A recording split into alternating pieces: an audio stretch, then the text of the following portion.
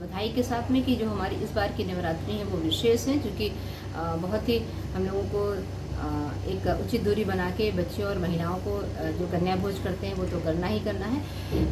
माँ भगवती भी एक शक्ति का स्वरूप है और हमें महिलाओं, नारियों या बच्चियों का स्वरूप उनमें देखना चाहिए, तब मुझे लगता है ज़्यादा सफल आपकी नवरात्रि हो पाएंगी। क्योंकि 9 दिन की नवरात्रि है और 9 दिन आपको अगर आप संकल्प के रूप में पूजन करते हैं तो बेहतर होगा समाज के लिए, अपने घर के लिए और आपके लिए भी। क्योंकि आप बेहतर संकल्प लेते हैं तो आपका व्यवहार अच्छा होता है, उस अच्छे व्यवहार से आपका समाज अच्छा बनता है। 9 संकल्प में जो मुख्य संकल्प है वो प्रथम है आपका कि घर पे भी जो आपकी महिलाएं हैं, जो बेटियां हैं या जो बालिकाएं हैं, वो आप उनको उचित सम्मान देंगे, कोई भेदभावपूर्ण व्यवहार नहीं करेंगे, कोई रंग भेद नहीं करेंगे और जो भी उनकी प्रतिभा है उसको निखारने में आप पूरी मदद करेंगे। कोई भी ऐसा कोई व्यवहार उनके साथ नहीं करेंगे जो उन्हें लगे कि नहीं वो समाज से थोड़ा अलग है।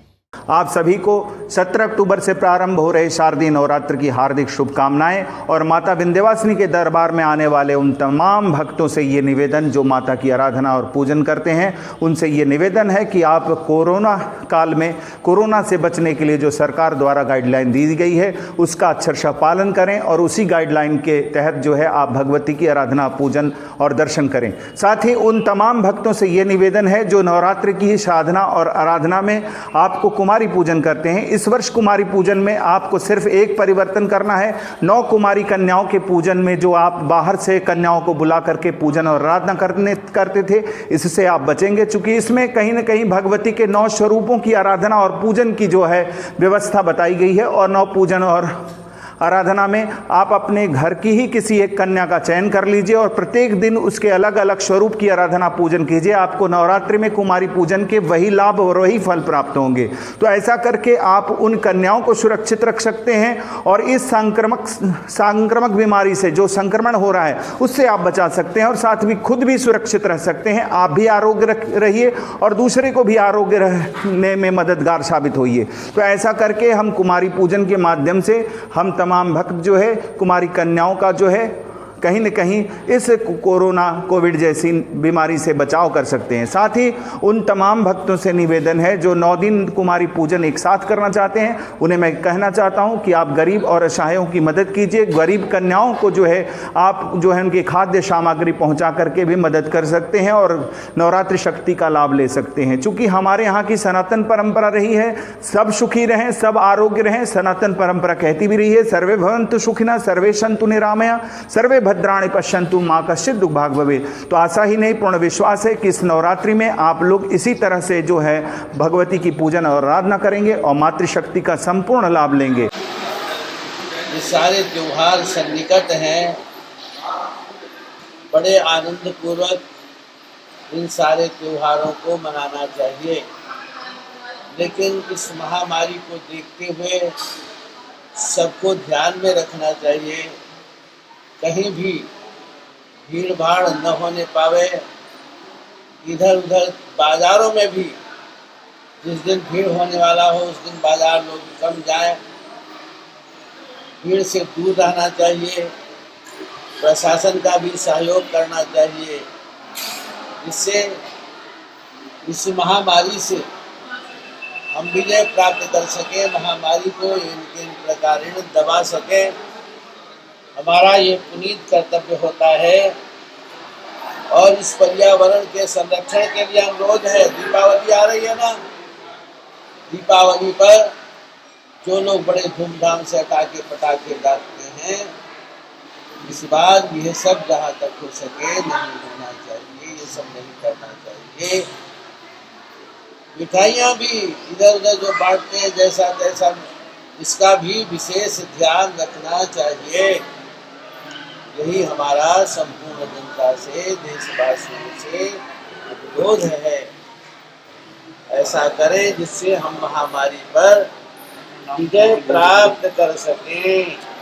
सभी देशवासियों से ये अपील करना चाहता हूँ कि 17 अक्टूबर से शारदीय नवरात्र प्रारंभ है। ये माता के 9 दुर्गा 9 दिन नवरात्रि पूजन अर्चन के होते हैं। इसमें हम पंडाल लगाकर माता की मूर्ति स्थापित कर जगह जगह जागरण, पूजन, पंडाल इत्यादि करते हैं, जिसमें भीड़ भाड़ होती है।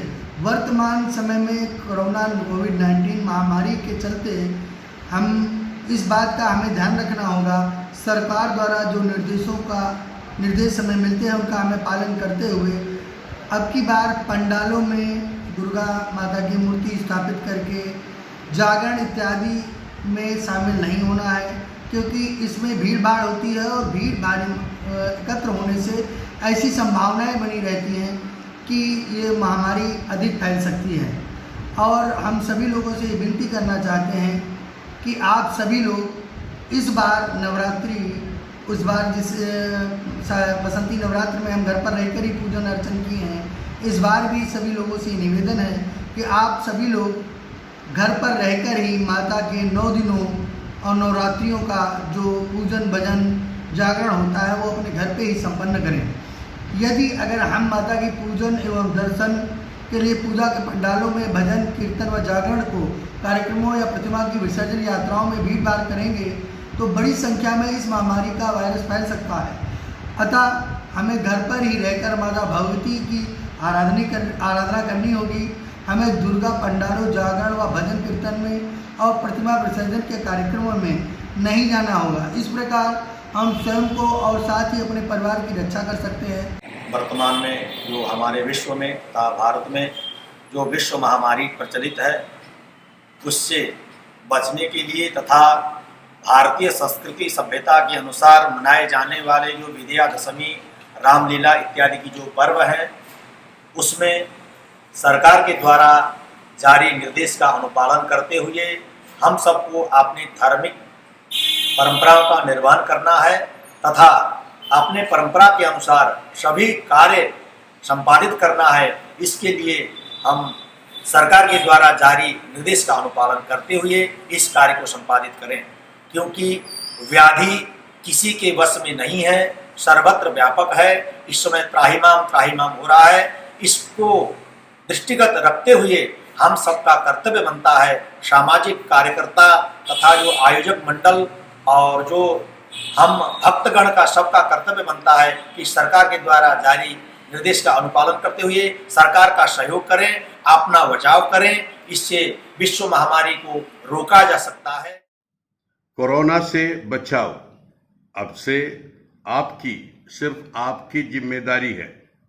इसलिए जिम्मेदार, वफादार और ईमानदार नागरिक बनिए। बड़ी तादाद में लोग एक तरीके से इस मुसीबत का सामना कर रहे हैं, लिहाजा सबसे यही अपील है कि एक दूसरे को अपने घर में रहते हुए एक दूसरे के जो मामलात हैं, एक दूसरे के जो प्रॉब्लम्स हैं उसको समझें, आपस में शेयर करें और अच्छे माहौल में उसको हल करने की हर मुमकिन कोशिश करें।